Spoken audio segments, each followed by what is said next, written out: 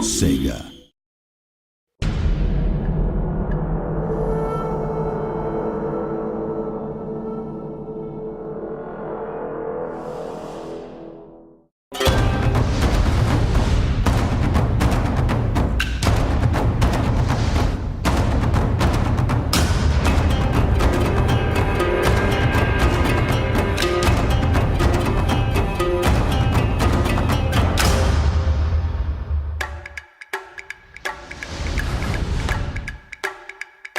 Number one, I think new players and hooking them and actually holding on to them, I think is going to be the multiplayer stuff, right? So I think absolutely the longevity of having a persistent character, you know, which creates effects and uses the more you use it is going to be. I think the other thing that's going to hook them is the fact that there's this kind of game legend that Shogun was really good, and therefore Shogun 2's coming out. That'll, you know, and it'll in exactly the same ways as kind of like Dune 2.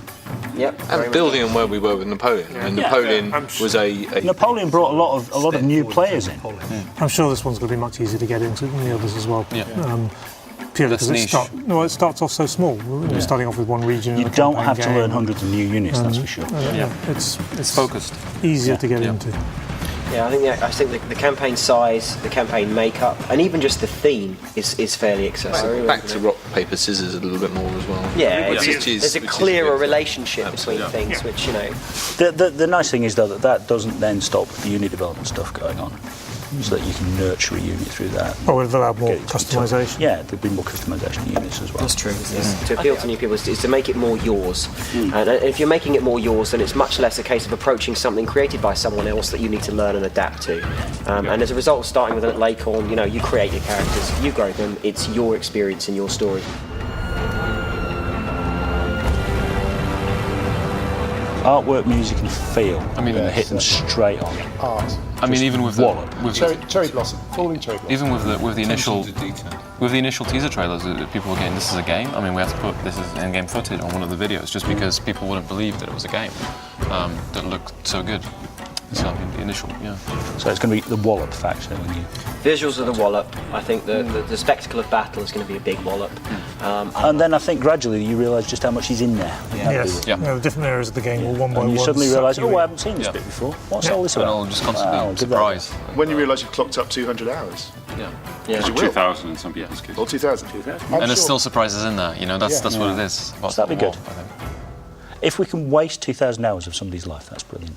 It's a win, isn't it? Yeah.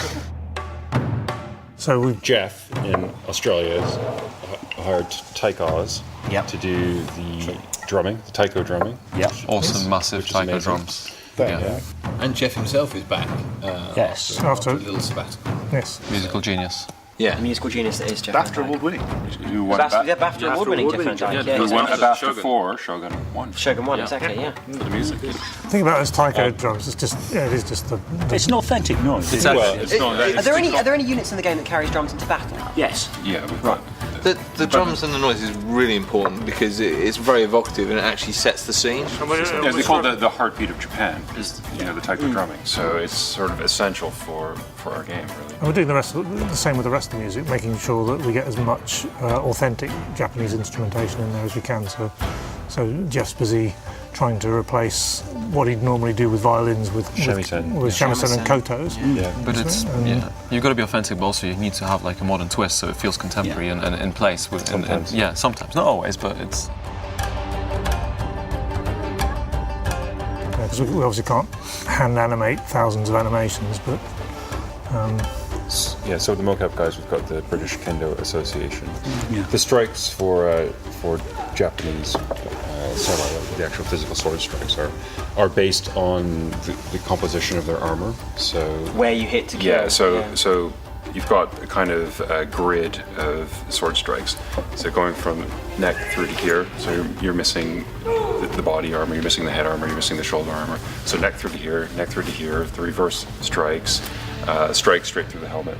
Like that. That's just. Yeah, and also a strike straight through the throat. So you need to demonstrate again. Sorry. If you We could actually. It's good, one of the biggest and most obvious things we've had external help on is the calligraphy for the logo. That's right. The logo is written by a professional calligrapher in Japan. Guy, And he's he's absolutely fantastic. That is something we, under no circumstances could we. Because I remember I asked you if you could do it. Do you remember we had the fabric in the meeting room, and I said to you, "Can you guys take a brush and paint the fabric?" And you said, "Absolutely no way." We tried to do that for Shogun 1. Yeah, and it just doesn't Nick work. tried to do that for Shogun 1, couldn't he? Calligraphy is kind of the high art of the East, and really, it would be impossible for us to do. The strongest aspect of Shogun 2 for me is actually everybody else on the team. It really is. It really is. It's a great team. It really is a great team. I've worked with some lunatics in the past. I am really enjoying the multiplayer. Enough said. I like the fact it's a return to our roots, as it were. I think it's a good thing. I think we should go back every once in a while and have a look at things again and see what we can do that's new. Siege battles, awesome. Oh, so difficult. Everything. Just everything.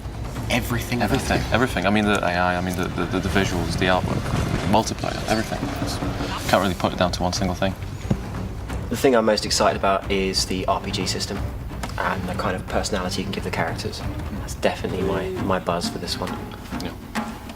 For me, it's got to be art style. I think it's just fantastic.